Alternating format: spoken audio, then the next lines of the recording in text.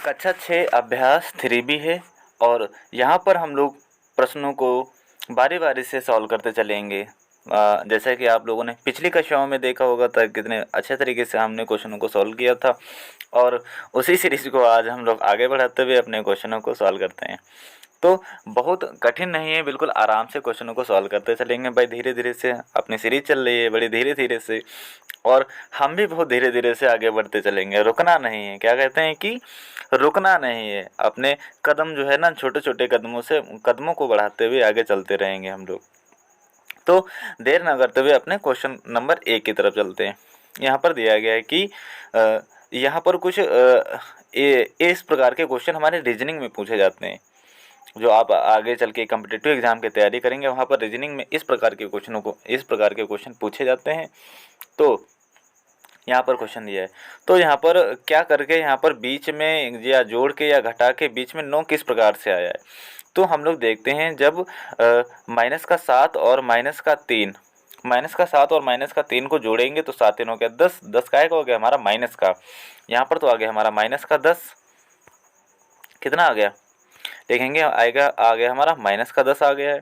और 9 15 4 कितना होता है, 15 4 होता है हमारा 19, यानी इनको जोड़ा और इनको जोड़ा, इधर हो गया 19 और बाद में इनको जोड़ देंगे तो हमारा यहाँ पर कितना आ जाएगा, यहाँ पर आ जाएगा हमारा अंतर जो आ गया ना इनका अंतर कितना आ गया हमारा 9 आ गया, वो बीच में लिखा है। यानी इन दोनों को जोड़ने पर बाकी जो अंतर आएगा वो बीच में लिखा है। उसी प्रकार से यहाँ पर भी देख लेते हैं। तो यहाँ पर भी इनको जोड़ लेंगे तो यानी 21 में से 13 चला गया, बचा हमारा 8 यहाँ से बचा। और यहाँ से 9 में से कितना चला गया हमारा, 9 में से 2 चला गया, यानी 11 में से 9 चला गया तो 2 बचा यहाँ पर। और 2 और 8 को जोड़ देंगे, बीच में कितना है 10 है, बिल्कुल ऐसे ही कर देंगे। तो इस प्रकार से यहाँ पर भी करेंगे। 14 और 17 होता है कितना, 7 4 11, 11 का 1 2 1 1 2 और 1 3 हो गया 31। यहाँ पर भाई माइनस का 8 5 13, 8 5 13, 13 का 3 हो जाएगा। 15 और 18 को जोड़ेंगे और माइनस का 1 और यहाँ पर 1 और 1 2 और 1 हासिल 3, 33 हो जाएगा। कितना हो जाएगा 33। जब 31 में से 33 को घटाएंगे हम लोग तो आ जाएगा हमारा आंसर क्या आ जाएगा, -2। कितना आ जाएगा, -2। और यही हो जाएगा हमारा इस प्रश्न का उत्तर। इसी प्रकार से अपना अगला क्वेश्चन देख लेते हैं। ऐसे ही दिया गया है, तो यहाँ पर क्या किया गया है कि बीच में 10 आ जाए। तो यहाँ पर देख लेते हैं 15 और 11 कितना होता है, 15 11 होता है हमारा 26 और यहाँ पर 13 19 में से करेंगे आ जाएगा हमारा 16। फिर घटा देंगे, यहाँ पर कितना आ जाएगा 10 आ जाएगा और 10 बीच में दिया गया है। इसी प्रकार से 5 4 हो गया 9, 10 7 हो गया हमारा 17। और 17 में से जब माइनस यहाँ नहीं 17 में से माइनस के 9 कर देंगे, घटा देंगे यहाँ से, तो 17 में से माइनस का 9 कर दिया, कितना बचा 8 बचा हमारा, और वही बीच में दिया गया यहाँ पर। उसी प्रकार से 12 से हम लोग 18 करेंगे और 8 5 13 करेंगे, तो 18 में से 13 घटा गया, कितना बचा हमारा 5। और यहाँ पर आंसर नंबर हमारा सेकेंड वाला इसका राइट हो जाएगा। रिक्त स्थानों को भरिए। 2 पूर्णांकों का योगफल सदैव क्या होता है, 2 पूर्णांकों का योगफल सदैव ही क्या होता है हमारा, एक पूर्णांक की संख्या प्राप्त होगी। 2 धन पूर्णांकों का योगफल होता है हमेशा धनात्मक होता है। क्या होता है, लिखेंगे यहाँ पर धनात्मक। कैसे भाई, क्योंकि हमको पता है प्लस का 1 और प्लस का 1 जोड़ेंगे तो हमें प्लस का 2 प्राप्त होगा। कैसे, यानी हमारे पास है प्लस का 1 और प्लस का 1, जब जोड़ेंगे तो प्लस का 2 ही प्राप्त होगा और काहे का प्राप्त होगा, हमेशा धन का ही प्राप्त होगा। उसी प्रकार से अगर 2 ऋण पूर्णांकों का योगफल होता है तो 2 ऋण पूर्णांक, यानी मान लेते हैं माइनस का 1 हमारे पास है, फिर से माइनस का 1 पूर्णांक, जब इनको जोड़ेंगे आपस में तो कितना आ जाएगा, माइनस का 2 प्राप्त हो जाएगा। यानी कहेंगे हमेशा इसका योगफल क्या होगा, ऋणात्मक होगा। क्या होगा, ऋणात्मक।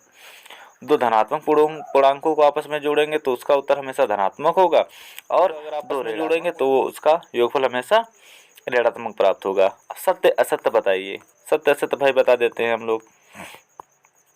दिया गया पहला क्वेश्चन, किसी पूर्णांक तथा इसके योगात्मक प्रतिलोम का योगफल 0 होता है। किसी पूर्णांक और इसके योगात्मक प्रतिलोम का योगफल हमेशा शून्य होता है। बिल्कुल सही बात कह रहा है। कैसे? क्योंकि हम योगात्मक प्रतिलोम क्या होता है? योगात्मक प्रतिलोम होता है उस संख्या का उल्टा। तो कोई एक पूर्णांक मान लेते हैं 2, ठीक है, और इसका योगात्मक प्रतिलोम यानी इसी संख्या का उल्टा हो जाएगा -2, और इनका योगफल यानी यहाँ पर जोड़ देंगे आपस में, तो यहाँ पर हो जाएगा 2 - 2, और 2 में से 2 गया 0। और क्या शून्य प्राप्त हो गया हमें? हाँ बिल्कुल शून्य प्राप्त हो गया, और यही तो बोल रहा था क्वेश्चन में, तो ये ऑप्शन हो जाएगा हमारा बिल्कुल राइट। उसी प्रकार से क्वेश्चन नंबर 2 देख लेते हैं। शून्य एक ऋण पूर्णांक है, ये तो बिल्कुल गलत बात बोल रहा है भैया हमें। तो 2 ऋण पूर्णांकों का योगफल एक धन पूर्णांक होता है। 2 ऋण पूर्णांकों का योगफल एक धन पूर्णांक होता है। गलत बात बोल रहा है बिल्कुल, क्योंकि 2 ऋण पूर्णांकों को जब आपस में जोड़ेंगे तो वो क्या प्राप्त होंगे? हमेशा एक क्या होगा?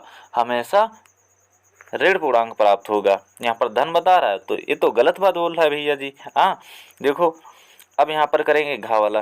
किसी पूर्णांक और शून्य का योगफल उस पूर्णांक के बराबर होता है। बिल्कुल बराबर होता है।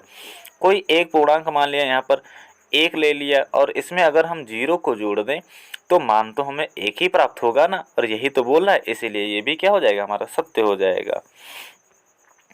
एक ऋण और एक धन पूर्णांक का योगफल सदैव धन पूर्णांक होता है। क्या एक ऋण पूर्णांक और एक धन पूर्णांक का योगफल सदैव धन पूर्णांक होता है? कुछ केसेस में हो सकता है, लेकिन सभी केसेस में नहीं हो सकता है। धन भी प्राप्त हो सकता है और ऋण भी प्राप्त हो सकता है हमें। एक संख्या रेखा पर -18 और +18 शून्य से समान दूरी पर स्थित है। हाँ जी बिल्कुल सही बात बोल रहा है। 2 धन पूर्णांकों का योगफल सदैव धन पूर्णांक होता है। हाँ जी बिल्कुल प्राप्त होता है, क्योंकि अभी हमने बताया था कि जब 1 और 1 को जोड़ेंगे तो 1 ही यानी 2 प्राप्त होगा, और 2 काहे का? धनात्मक का प्राप्त होगा, और यही तो हमें क्वेश्चन में बता रहा था। तो बिल्कुल राइट है ये वाला क्वेश्चन। तो ये क्वेश्चन होते हैं हमारे खत्म, ठीक है, यानी ये प्रश्नावली हमारी समाप्त होती हैं। अगर आप पहली बार वीडियो को देख रहे हैं तो वीडियो को लाइक करें और शेयर करें, और चैनल को भी सब्सक्राइब करें। और हमारा फीलिंग्स कूलिंग संडीला नाम का जो है ना टेलीग्राम चैनल है, यहाँ पर आप सभी भी जो क्लासेस होते हैं सभी क्लासेस की आप लोग PDF नोट्स पा सकते हैं, और अपनी तैयारी को और भी अच्छे तरीके से कर सकते हैं।